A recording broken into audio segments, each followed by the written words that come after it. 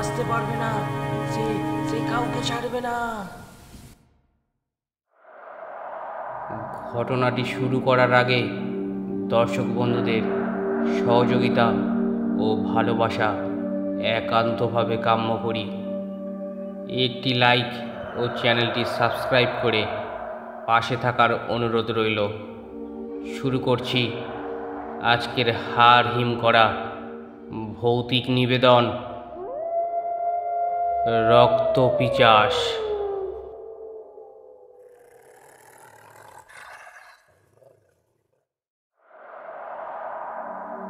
তখন বেলা পড়ে গেছে। দীর্ঘ রাস্তা চলার ক্লান্তিতে সতীশের আর দেহ চলছে না। 500 ডাঙার পরিত্যক্ত বাড়িতে ঢুকতেই সতীশের গা ছমছম করে উঠল। কাছে পিঠে কোনো বাড়ি আছে বলেও মনে হলো না। একটি দুটি আলো অনেক দূরে দেখা যাচ্ছে, তাও হাঁটা পথে 10-15 মিনিটের পথ। এই পথ পেরোলে 2-1 ঘর গৃহস্থ বাড়ি পাওয়া যেতে পারে। সন্ধ্যা নামতে শুরু করেছে। খিদের তৃষ্ণায় সতীশের বুকটা শুকিয়ে উঠছে। সতীশের আর চলার ক্ষমতা নেই। সে কেবলই অনুশোচনা করছে, কেন সে বাড়ির কাউকে কিছু না বলে বাড়ি থেকে পালিয়ে এলো। সে নিজেই বুঝতে পারছে না। না হয় সে দুটি বিষয়ে ফেল করেছে, তবুও তো সে পাশ করেছিল। আসলে বাবাকে তার এত ভয় লাগতো যে সে প্রথমেই ভেবেছিল বাবা তাকে প্রচণ্ড মারবে, মা করবেন ছি ছি, দাদা দিদি ওরা বলবেন বাঁদর ছেলে। এইসব ভাবতে ভাবতে পরীক্ষার ফলাফল হাতে নিয়ে আর সে বাড়ি ফেরেনি। দাদার আর দিদির সঙ্গে তার ভীষণ ঝগড়া লেগে থাকতো। তার কেবলই মনে হতো দাদা দিদিকেই বেশি ভালোবাসে, তাকে একবারও আদর করে না। বিশাল বাড়ির প্রবেশ পথেই লেখা আছে 500 ডাঙার কাচারি বাড়ি, 1739 সাল। সতীশ ভেবেছিল সে পড়া ছেড়ে যুদ্ধে সৈনিকের পদে নাম লেখাবে। দ্বিতীয় বিশ্বযুদ্ধ তখন শুরু হয়ে গেছে।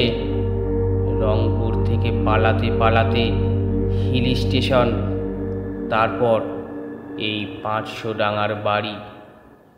এই বালুরঘাটের সবচেয়ে পুরানো বাড়িতে পৌঁছে যাওয়া। তার পুটুলিতে একটু গুড়মুড়ি বাঁধা আছে। কাছে জলের কোনো ব্যবস্থা আছে কি না জানা নেই। বাস থেকে নেমে নদী থেকে সে আঁজলা ভরে জল পান করছিল। সন্ধ্যার অন্ধকার গাঢ় অন্ধকারে পরিণত হতে শুরু করল। চারিদিক থেকে শত শত শেয়ালের থেমে থেমে হুক্কা হুক্কা ডাক ভেসে আসতে লাগলো। এক সময় নানা কথা ভাবতে ভাবতে সতীশের চোখে ঘুম জড়িয়ে এলো। সে ক্লান্ত শরীরে ঘরের ভিতর দেয়ালের এক কোণে বসে পড়ল। বসতেই এই অন্ধকারে বুঝতে পারল সেখানে একটি লাঠি আর কিছু জামা কাপড় রয়েছে। মনে মনে ঈশ্বরের কাছে কৃতজ্ঞতা প্রকাশ করল সে। দরকার মতো সে এইগুলো নিজের কাজে লাগাতে পারবে। চারিদিকে ঝিঝি পোকার কান্না আর ওদের পাখার সবুজ খুঁদে খুঁদে আলো তার চোখে পড়তে লাগলো। ভগ্নপ্রায় বিশাল অট্টালিকার খোলা দরজা দিয়ে তার প্রচণ্ড খিদে পেয়েছে। হঠাৎ পাশ থেকে নাকি সুরে কে বলে উঠল, খিদে পেয়েছে বাবা, এই নাও। আকাশে বিদ্যুৎ চমকে উঠতেই তার সামনে একটা লোমশ হাতে কিছু খাবার দেখল। সে তৎক্ষণাৎ সেই হাত থেকে রুটি তুলে নিয়ে খেতে লাগলো গোগ্রাসে। কড়াক করে মেঘের আওয়াজের সাথে সাথে একটি হাত বাড়িয়ে এক মহিলা কণ্ঠস্বর সে শুনল, অন্ধকারে দেখতে পাচ্ছিস না তো? এই নে জলের বাটিটা। এই বলেই এক বিশাল লম্বা হাত তার দিকে চলে এলো। সতীশের কোনো দিকে খেয়ালে নেই। সে ঢক ঢক করে জল খেয়ে নিয়ে ভাবতে লাগলো, কাছে পিঠে তার কেউ নেই, অথচ খাবার জল এসব কে দিয়ে গেল?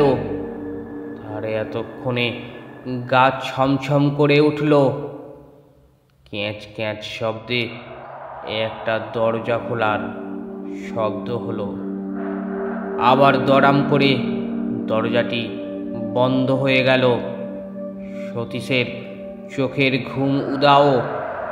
সে নিজের দুইটি হাত দিয়ে নিজেকে আষ্টে পিষ্টে জড়িয়ে নিয়ে দুটি পায়ের হাঁটুর ফাঁকে মুখ গুঁজে রাখল। শুধু ভয়ে আতঙ্কে ওর চোখ দুটি জোনাকির সবুজ আলোর দিকে চেয়ে রইল। এরই মধ্যে এক বিভৎস শব্দ, বাঁচাও বাঁচাও। তারপর সব চুপ। সেই ভয়ে আঁতকে উঠতে লাগলো বারবার। এবার সতীশের দু চোখ ভরে জলে নেমে এলো। কেবলই তার মায়ের কথা মনে হতে লাগলো। সন্ধ্যার সময় সে যখন দুধ খই খেয়ে পড়তে বসত, তখন তার মা মাথায় হাত দিয়ে বলতেন, মন দিয়ে পড়ো, বড় হলে কত দেশ দেখবে, কত বড় মানুষ হবে, দেশের জাতির সেবা করবে।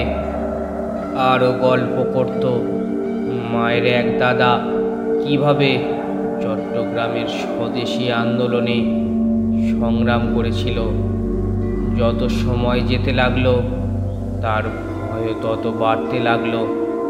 সে শুধু অপেক্ষা করতে লাগলো সকালের জন্য।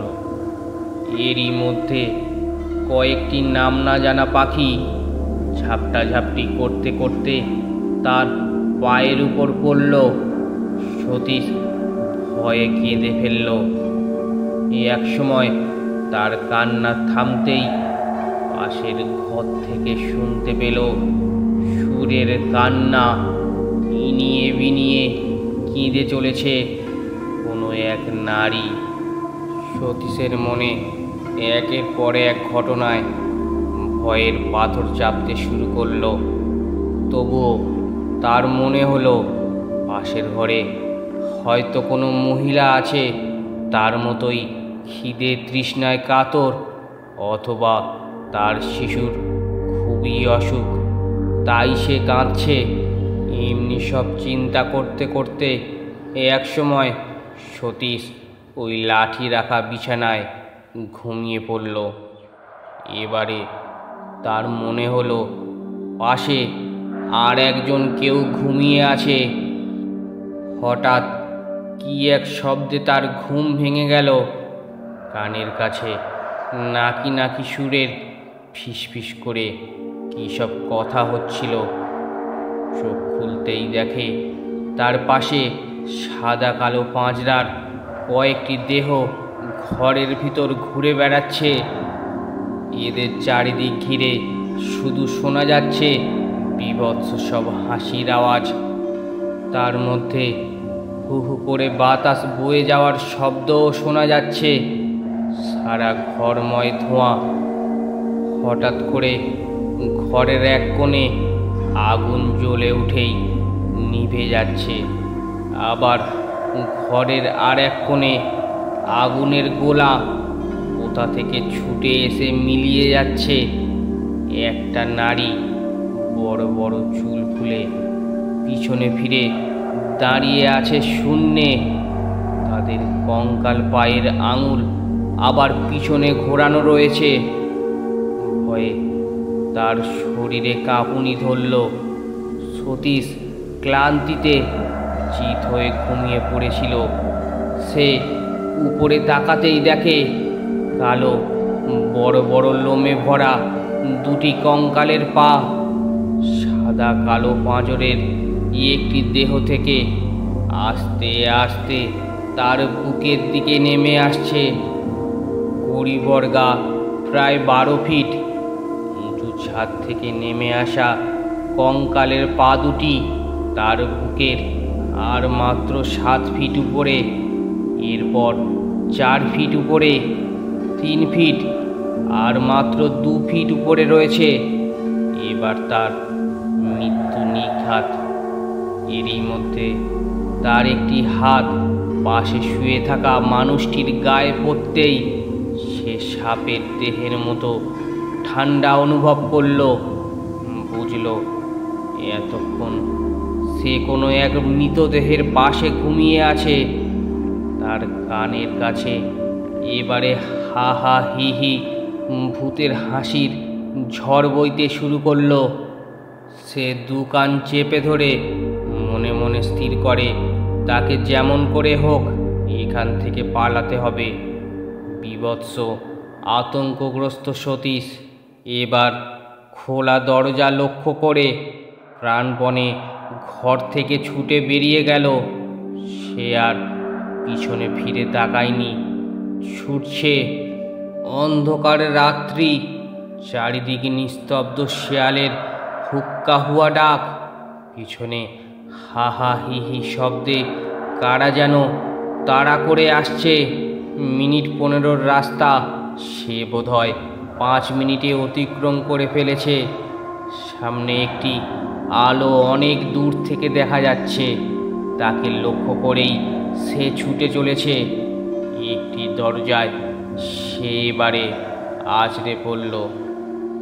সকালে সতীশের জ্ঞান ফিরতেই তার আগের দিনের সব অভিজ্ঞতার কথা শুনে তার চারপাশে দাঁড়িয়ে থাকা মানুষেরা হায় হায় করে উঠল। একজন মায়ের বয়সের মহিলা তাকে বুকের মাঝে জড়িয়ে ধরে বলল, বাছা আমার বড্ড বেঁচে গেছে।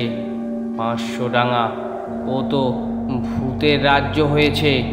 এই যুদ্ধের বাজারে কত মানুষ ভিখিরি হয়ে গেছে ইংরেজদের অত্যাচারে।